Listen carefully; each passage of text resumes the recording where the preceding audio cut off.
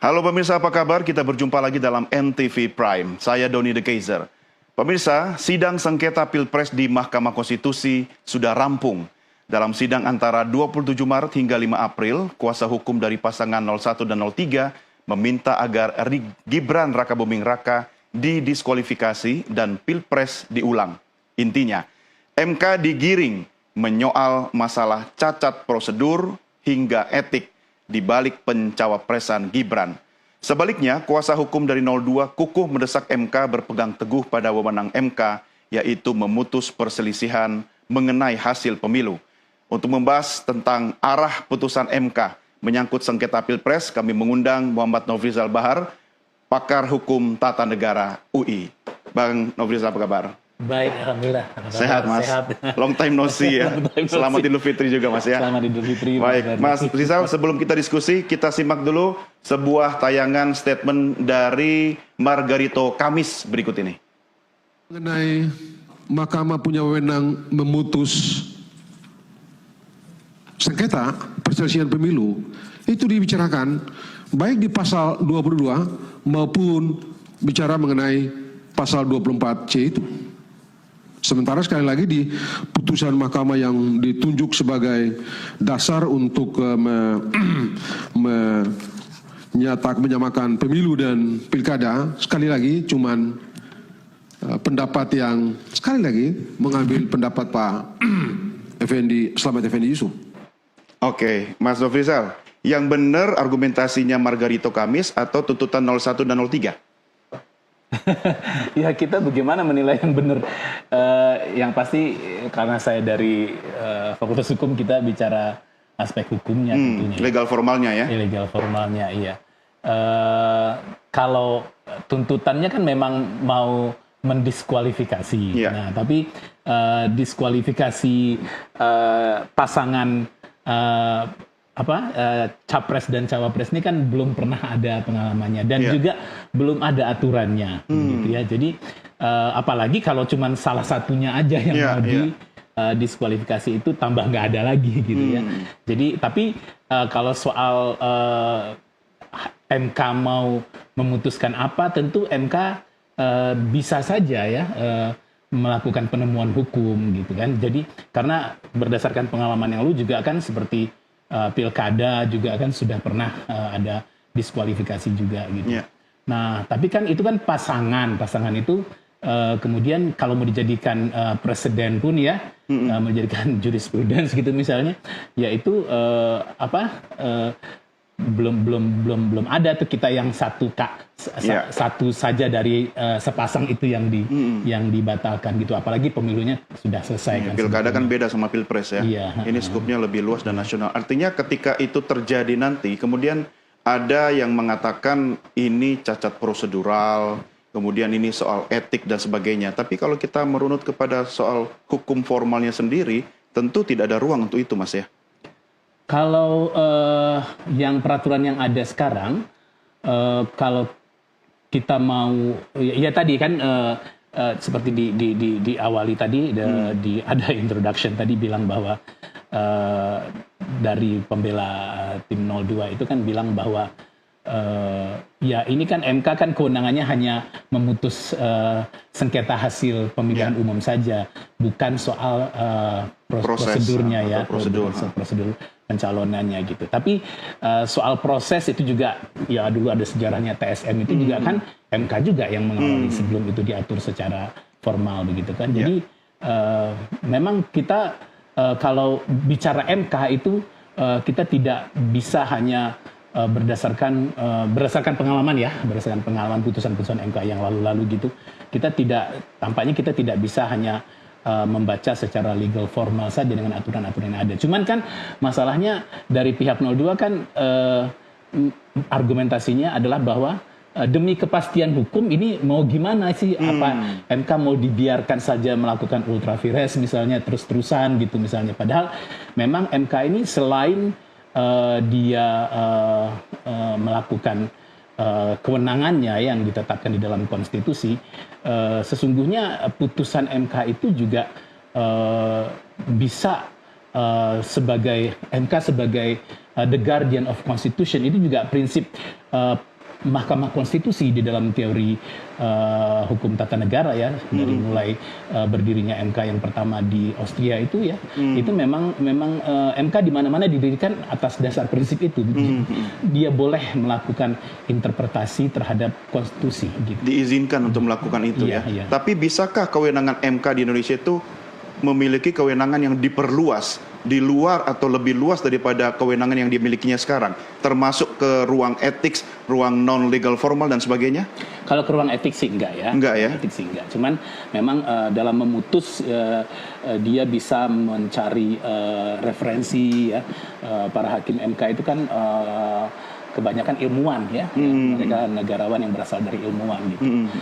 Kalaupun ada politisi yang di sana sekarang, ya dia juga doktor kan, minimal doktor itu kan level tertinggi dari suatu jenjang pendidikan yang kemampuan akademiknya sudah sangat mumpuni sebetulnya begitu. Jadi bicara tentang apa yang kalau perluasan kewenangan sih tentu tidak ya, tentu tidak boleh melanggar. Tapi dalam melaksanakan salah satu kewenangan itu, dalam hal ini kewenangan menangani sengketa hasil pemilihan umum, MK bisa melakukan terobosan hukum. Artinya kalau bicara soal di luar legal formal, soal cawe-cawenya Presiden Jokowi, soal bantuan sosial yang masif dan sebagainya, selama tidak bisa dibuktikan secara hukum, aspek legalnya, itu tidak masuk ya? Kalau itu iya. Oke.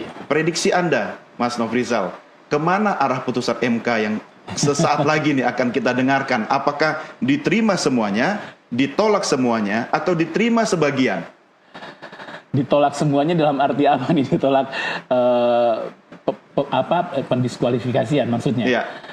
Kalau saya melihatnya kecil ya kemungkinannya. Kecil kemungkinan ditolak ya? Iya, arahnya mungkin ke sana ya. Berdasarkan hukum, fakta-fakta yang terungkap di selama persidangan. Oke. Toh selama ini sidang kan lebih banyak menghadirkan ahli ya daripada saksi-saksi begitu kan?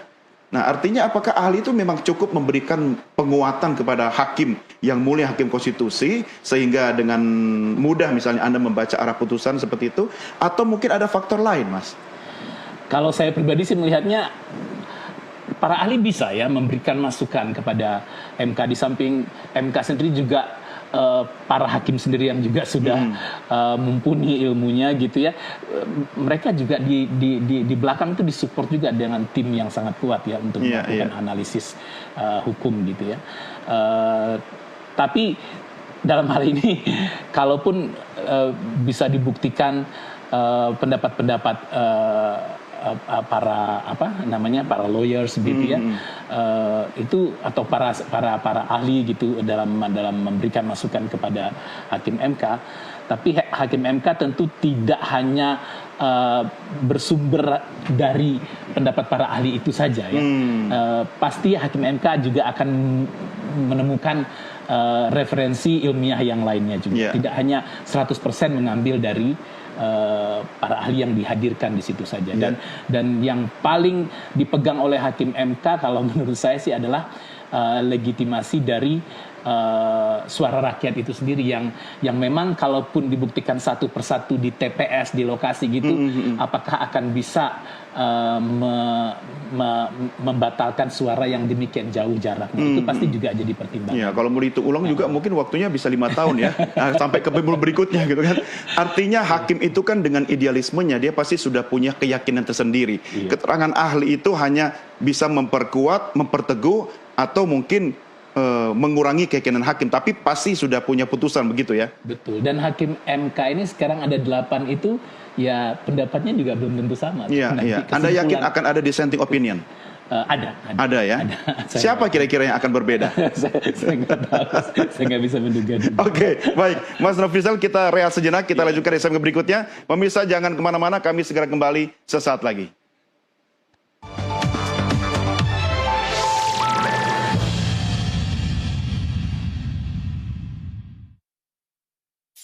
NTV hadir melengkapi kebahagiaan Anda dengan beragam program dari pagi hingga tengah malam. Kiranya mohon maaf jika ada sajian NTV yang belum berkenan di hati Anda. NTV terus bertekad menjadi TV yang informatif dan inspiratif bagi Anda, pemirsa seluruh penjuru Nusantara.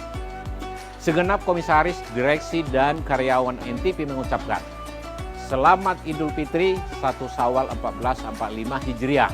Minal aidin wal faizin, mohon maaf lahir dan batin.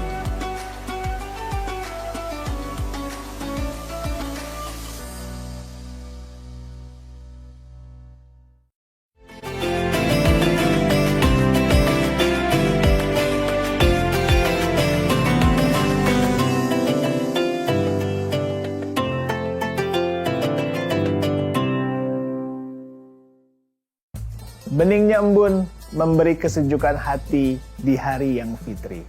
Kematakbir berkumandang, mengagungkan asma ilahi. Mari kita sambut hari kemenangan dengan menebar benih kebaikan. Jadikan momen ini untuk saling memaafkan dari segala kekilafan, serta mempererat tali persatuan dan persaudaraan. Semoga kita bisa bertemu kembali di Ramadan berikutnya. Selamat Hari Raya Idul Fitri 1445 Hijriah. Minal aidin wal faizin, mohon maaf lahir dan batin.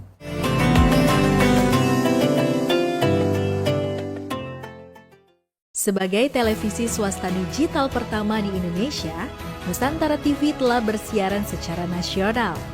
Selain itu, Nusantara TV juga menjadi salah satu penyelenggara multiplexer digital di Provinsi Bali dan Lampung. Beragam tayangan menarik, informatif, dan menghibur kami hadirkan untuk masyarakat Bali yang mencakup 9 kabupaten melalui frekuensi 39 UHF. Dengan TV digital, menjamin Anda mendapatkan gambar yang lebih bersih, suara yang jernih, dan teknologi canggih. Nusantara TV, sahabat kita.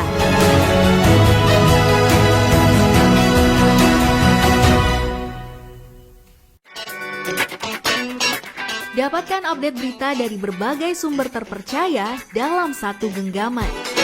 Beragam konten menarik hadir dan membuka wawasan kita sepanjang hari. Beragam informasi terpercaya menyapa setiap saat. Segera download aplikasi Nusantara TV di App Store dan Play Store. nusantaratv.com, News, Entertainment, and Portal. NTV, sahabat kita.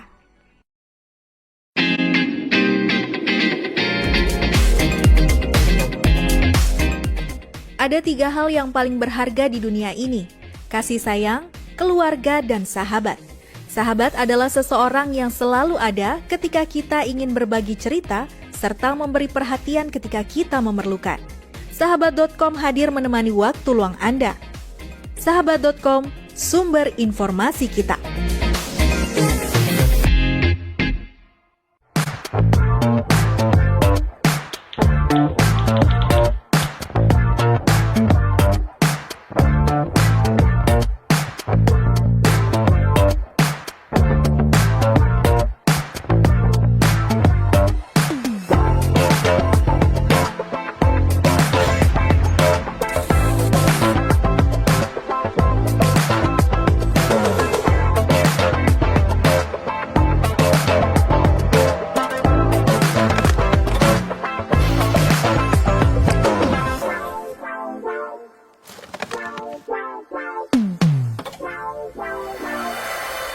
NTV, sahabat kita.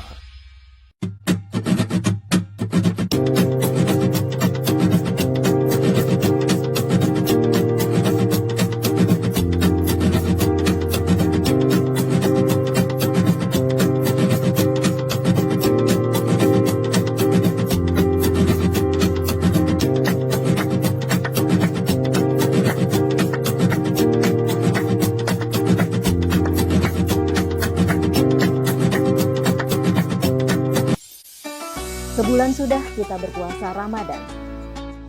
Kini saatnya kita merayakan Hari Kemenangan. Merayakan Hari yang Fitri bersama keluarga dan orang-orang terkasih. Segenap komisaris, direksi, karyawan, dan redaksi Nusantara TV menyampaikan. Selamat Idul Fitri 1 Syawal 1445 Hijriah. Minal aidin wal faizin. Mohon maaf lahir dan batin.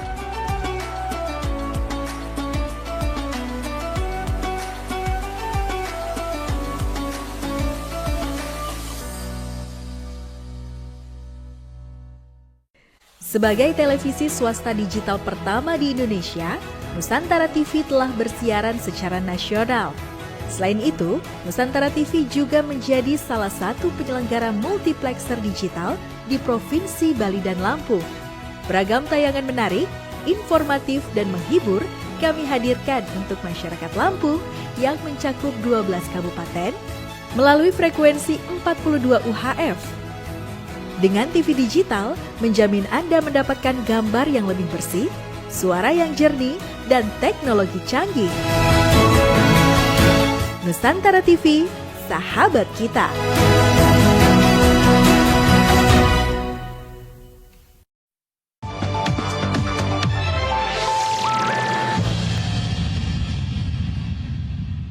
Terima kasih masih tetap bersama NTV Prime Dialog. Saya Doni De Keyser tengah berdiskusi dengan pakar hukum Tata Negara Universitas Indonesia, Muhammad Nofrizal Bahar. Sebelum kita lanjutkan diskusi kita simak statement dari Prof. Jimli Asidiki berikut ini. Membuat putusan, saya berharap kita semua terima. Ya, kita move on lah. Ya, bagaimana sebaiknya mengurangi, memulihkan kembali kepercayaan satu dengan yang lain. Mudah-mudahan saling berangkulan lah. Puncak dari idealisme berbagai kelompok, ya kan? Dan itu juga tercermin di sikapnya Romo Magnis, Munamun Muhammad, juga para jenderal bintang 4, ya kan, demo. Dalam sejarah yang demo itu rakyat biasa, ya kan. Sekarang ini yang demo ini elit. Yang biasanya demo itu aktivis mahasiswa. Sekarang profesor doktor 3 kali botak saking pinternya, tapi demo gitu di seluruh Indonesia. Jadi kita harus mencatat ini sebagai persoalan serius. Intinya terlepas dari menang kalah nanti di putusan MK, negara kita harus dibenahi ya, dari segi etika, dari segi modernitas dan modernisasi kelembagaan politik. Ya, itu kata Prof. Jimli. Ya, memang idealnya begitu, Mas ya. Tapi kalau orang bertarung itu sebelum tarung katanya siap menang, siap kalah. Tapi ternyata ada yang tidak puas bertarung. Ini kan benteng terakhir ya di Mahkamah Konstitusi. Saya coba menganalisa apa yang dikatakan oleh pakar hukum Denny Indrayana. Katanya bisa saja MK hanya mendiskualifikasi Gibran, tetapi tidak Prabowo-nya. Jadi yang diterima Prabowo, Gibran tidak. Nah, bagaimana dengan itu, Mas? Menarik sih sebetulnya ya pendapatnya Mas Denny. Tapi di dalam sistem pemilihan presiden kita itu kan pencalonan presiden dan wakil presiden itu kan satu paket. Satu paket, paket. Sehingga yang menang juga harus satu paket, yang dilantik juga harus satu paket. Setelah itu kalau ada apa-apa, nah itu lain cerita lagi.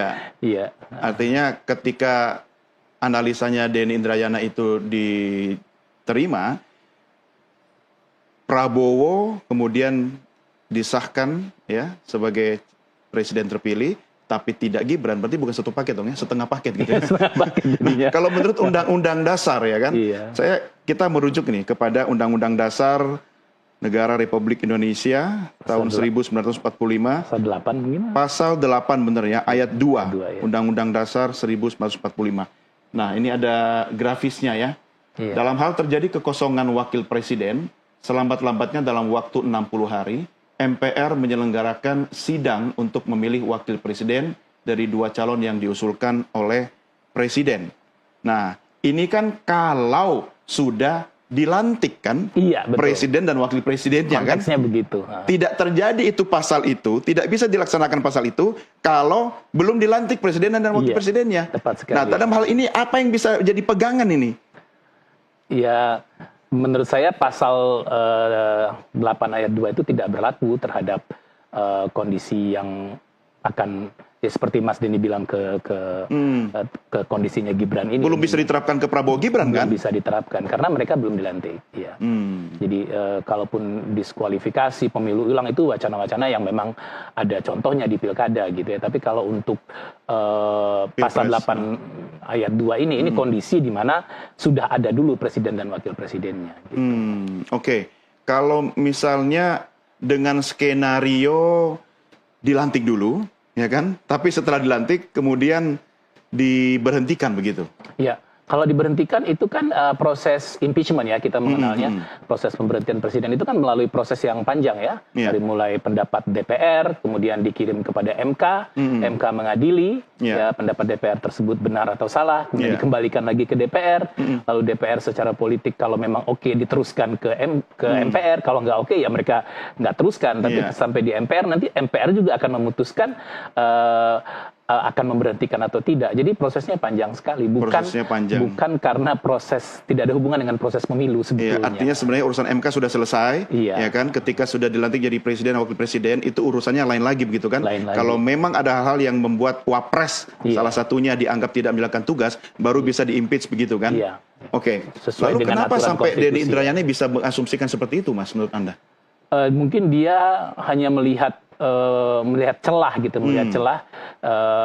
terus membacanya hanya di saya juga nggak paham, beliau kan profesor HTN juga sebetulnya ya, tapi kenapa hanya melihat langsung ke pasal 8 ayat 2 itu saja gitu, tidak melihat keseluruhan konteks, mulai dari juga sebetulnya kita bisa melihat keseluruhan konteks dari perumusan pasal-pasal Undang-Undang Dasar ini di risalah pembentukan Undang-Undang Dasar ini itu proses diskusi yang terjadi pada waktu proses amandemen itu sendiri ini memang dikaitkan dengan proses ketika presiden dan wapres sudah ada dulu, kemudian kalau terjadi apa-apa ya baru terjadi kekosongan presiden atau wakil presiden, baru kita menggunakan pasal 8 ini. Sebetulnya konteksnya ke situ. Ini Prof. Denny Indrayana ini kan paham betul soal hukum ya, Mas ya. Artinya ketika melemparkan wacana ini harusnya menjadi diskusi akademik. Tetapi yang saya baca ini, apakah menurut Anda juga setuju ini sekedar untuk memprovokasi sehingga mungkin timbul pro dan kontra sehingga bisa memengaruhi putusan hakim MK? Saya nggak berani menilai beliau profesor HTN mau menuduh beliau provokasi, saya nggak berani. Apa jaminannya semua profesor lurus-lurus saja? Iya, itu yang tahu beliau sendiri tentunya. Tapi kan saya melihat secara tekstual ini apa yang saya baca di dalam Undang-Undang Dasarnya sendiri, kemudian kita melihat background dari pembentukan pasal-pasal yang ada di dalam Undang-Undang Dasar sendiri. Gitu. Dan statement tersebut juga diamini oleh Prof. Mahfud MD, Cawapres 03. Artinya kalau sejalan, setuju gitu ya? Iya, saya nggak tahu. Prof. Mahfud kan punya kepentingan dalam hal ini ya. Oke. Nah, di luar berbagai kepentingan 01 dan 03, kepentingan utama dari aspek hukum lah yang harus dimenangkan begitu kan. Dalam hal ini Vox Populi Vox Dei, suara rakyat suara Tuhan. Tapi bagi yang memilih 02 itu juga suara rakyat begitu kan? Iya, bukan hanya yang tidak setuju yang suara rakyat, yang sudah memberikan suaranya juga suara rakyat juga kan gitu. Ya, kalau soal penghitungan suara ya itu soal menang dan kalah tentunya gitu. Tapi di sini kan kita juga bicara keadilan substantif itu yang diulang-ulang kemarin pada waktu persidangan kan. Nah, keadilan substantif ini banyak sekali faktornya gitu. Ya, nah Mas Nofrizal, ketika Undang-Undang Dasar kita kemudian tidak mampu mewadahi persoalan yang kita hadapi sekarang ini, lalu kira-kira kita akan mengacu kemana? Landasan hukum mana lagi ketika Undang-Undang Dasar kita, dasar dari segala hukum, sudah tidak bisa memberikan ruang, kecuali kalau sudah dilantik Presiden Wakil Presiden itu? Ya kalau mau mencari dasar kemana ya nanti memang ujung-ujungnya ke putusan MK lagi memang. Ya kalau kita bicara teks yang disampaikan oleh Prof. Denny itu menurut saya sih nggak bisa gitu ya karena konteksnya. Anda tidak setuju ya? Saya secara pribadi tidak setuju. Gitu. Artinya tidak setuju karena memang tidak bisa menurut undang-undang. Ya bukan itu, bukan pasal konstitusi itu yang digunakan kalau memang mau mendiskualifikasi katakan begitu. Kemudian Prabowo-nya saja yang sah, Gibran-nya yang tidak sah, itu menurut saya sudah jauh menyimpang dari prinsip sistem pemilihan presiden kita sendiri gitu. Tapi hasil putusan MK tidak bisa diajukan kembali untuk disidangkan MK kembali kan? Kalau putusan MK itu kan bersifat final, itu di dalam konstitusi, di dalam undang-undang ya, final dan mengikat tuh yang bilang konstitusi. Tidak akan ada upaya hukum lain di luar itu. Kalau putusan MK-nya tidak bisa direview, nggak mungkin MK mereview putusan MK sendiri, apalagi memang sudah ditetapkan di dalam konstitusi bahwa putusan MK itu bersifat final ya. Yang bisa dilakukan mungkin ketika, tapi ini bukan untuk kasus yang ini kalau menurut saya ya, untuk kedepannya mungkin ya. Kalau memang mau membuka wacana kembali terhadap putusan MK ini begitu, mungkin bisa dilakukan pengujian undang-undang ya, pengujian undang-undang yang mana lah gitu nanti ya.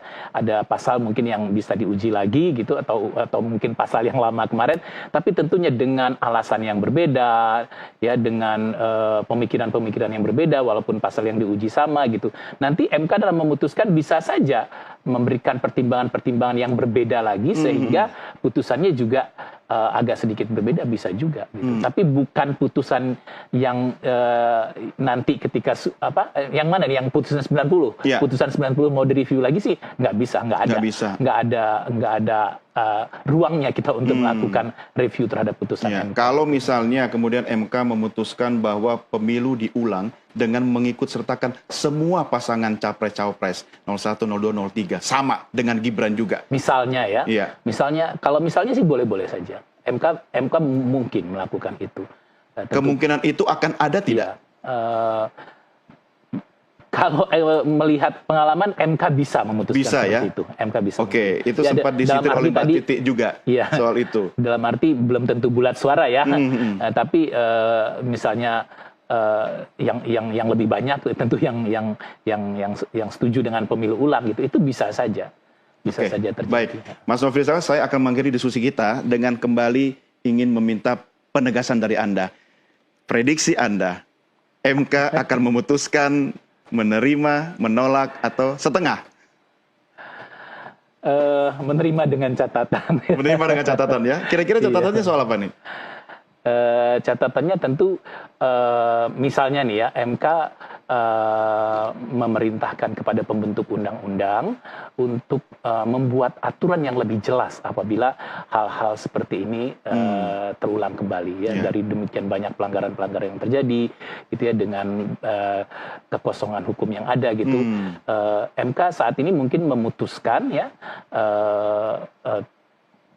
ditolak gitu ya, kalau menurut saya. Tapi catatannya itu akan banyak sekali ya. Yang akan berlaku 5 tahun berikutnya kan? Iya, karena wacana-wacana yang disampaikan oleh tim 01 dan 03 pun secara ilmiah juga sangat beralasan sebetulnya. Artinya kita harus bersyukur dan berterima kasih kepada pasangan Prabowo Gibran, karena melalui mereka lah hukum kita memiliki perkembangan untuk semakin sempurna, begitu dong ya? Banyak masukan-masukan yang bisa kita pelajari di dalam persidangan. Baik, Mas Nofrizal, terima kasih sudah bersama kami. Sehat selalu, mudah-mudahan kita bisa ketemu lagi. Terima kasih Sampai banyak, jumpa, Doni. Mas. Terima kasih. Pemirsa, demikian diskusi saya dengan pakar hukum tata negara Universitas Indonesia, Muhammad Nofrizal Bahar. Jangan kemana-mana, karena sesaat lagi rekan saya Cakri akan segera kembali untuk melanjutkan dialog berikutnya. Tetap bersama kami. Thank you, Mas. Terima kasih.